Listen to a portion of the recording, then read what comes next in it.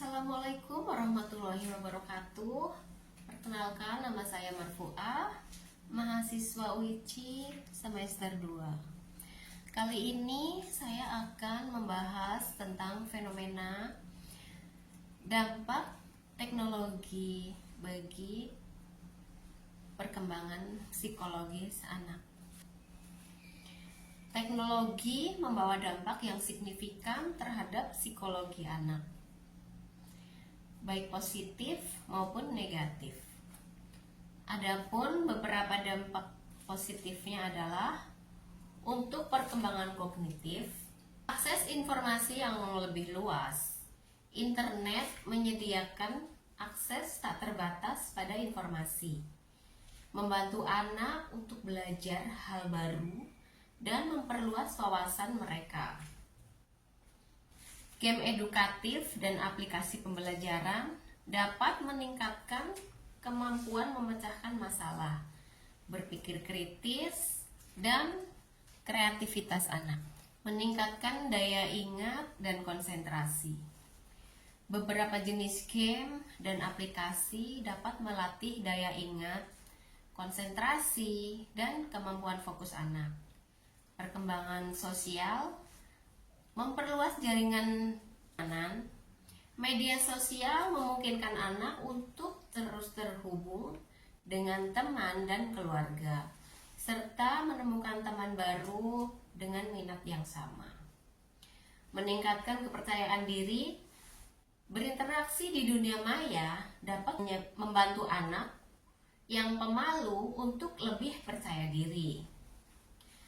Yang kemudian kreativitas dan ekspresi diri, mengembangkan bakat dan minat. Platform digital memfasilitasi anak untuk mengeksplorasi bakat dan minat mereka di bidang seni, musik, menulis, dan lainnya. Saluran ekspresi diri, media sosial dan platform edukatif memberikan wadah bagi anak untuk mengekspresikan diri dan karya mereka. Adapun dampak negatifnya adalah yang pertama, bagi kesehatan mental mereka ya. Ada kecanduan. Penggunaan gadget yang berlebihan dapat menyebabkan kecanduan, mengurangi interaksi sosial, dan mengganggu kesehatan mental. Depresi dan kecemasan, cyberbullying, perbandingan sosial di media sosial, dan paparan konten negatif dapat meningkatkan resiko depresi, kecemasan, dan kesehatan mental lainnya. Kemudian ada gangguan tidur. Cahaya biru dari gadget dapat mengganggu produksi melatonin. Melatonin adalah hormon yang mengatur tidur, sehingga jika kekurangan melatonin dapat menyebabkan gangguan tidur. Dan kemudian dampak negatifnya bagi perkembangan sosial dan emosional, ada isolasi sosial. Terlalu banyak waktu di dunia maya dapat mengurangi interaksi sosial di dunia nyata dan menyebabkan isolasi sosial. Kurangnya empati. Paparan berlebihan terhadap layar dapat mempengaruhi perkembangan empati dan keterampilan sosial anak. Kesulitan membaca emosi. Anak yang terbiasa berinteraksi melalui teks dan emoji mungkin kesulitan dalam membaca ekspresi wajah dan bahasa tubuh di dunia nyata. Perilaku kognitif juga bisa terganggu. Gangguan perhatian, misalnya stimulasi berlebihan dari gadget dapat mempersingkat perhatian anak dan menyebabkan anak sulit fokus. Kemudian agresivitas. Paparan konten kekerasan di media sosial dapat menyebabkan perilaku agresif pada anak. Ada kemudian juga dapat menyebabkan konsumerisme dan materialisme pada anak. Iklan di media sosial dapat mempengaruhi anak untuk menjadi konsumtif dan materialistis. Pentingnya peran orang tua dan pendidik untuk mendampingi anak dalam menggunakan teknologi.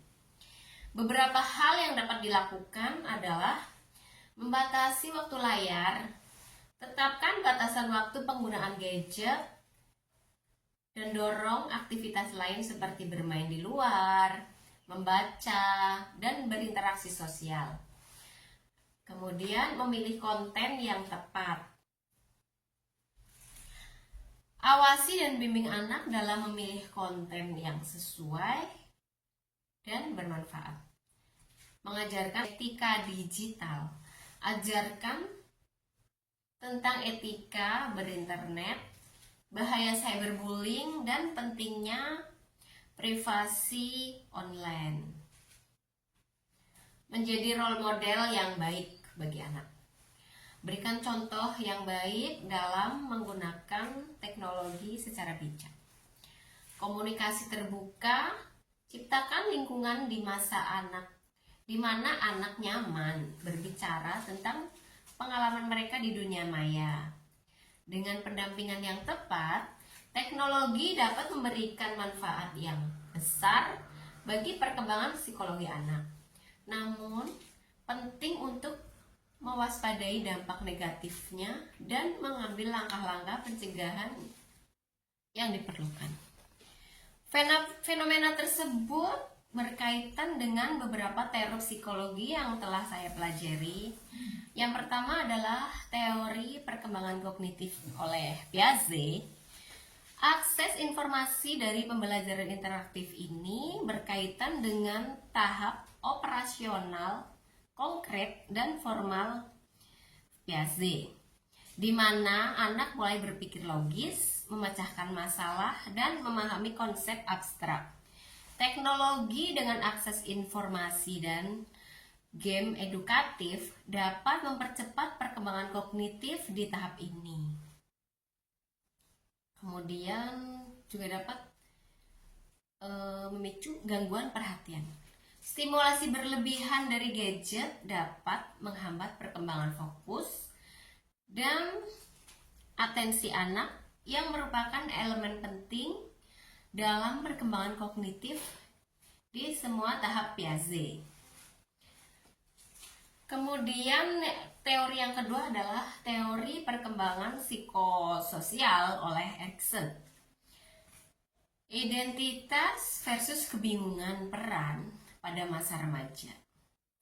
Media sosial berperan besar dalam pembentukan identitas remaja. Mereka mengeksplorasi diri, mencari penerimaan sosial, dan membandingkan diri dengan orang lain. Hal ini dapat berdampak positif, yaitu berupa peningkatan kepercayaan diri, dan juga dapat berdampak negatif, yaitu bisa menyebabkan kecemasan dan depresi. Intimasi versus isolasi. Pada masa dewasa muda, meskipun fokus pada anak, kecanduan teknologi dan isolasi sosial yang dialami pada masa kecil dapat terbawa hingga dewasa dan mempengaruhi kemampuan individu membangun hubungan intim di kemudian hari. Kemudian ada teori yang ketiga, yaitu ada teori belajar sosial Bandura. Penolakan anak-anak belajar dengan mengamati dan meniru konten yang mereka lihat di media sosial, baik positif maupun negatif, dapat mempengaruhi perilaku, sikap, dan nilai-nilai mereka. Orang tua dan figur otoritas lainnya juga menjadi model peran dalam penggunaan teknologi. Itulah yang dapat saya sampaikan. Terima kasih. Kurang dan lebihnya saya mohon maaf. Sekian, wassalamualaikum warahmatullahi wabarakatuh.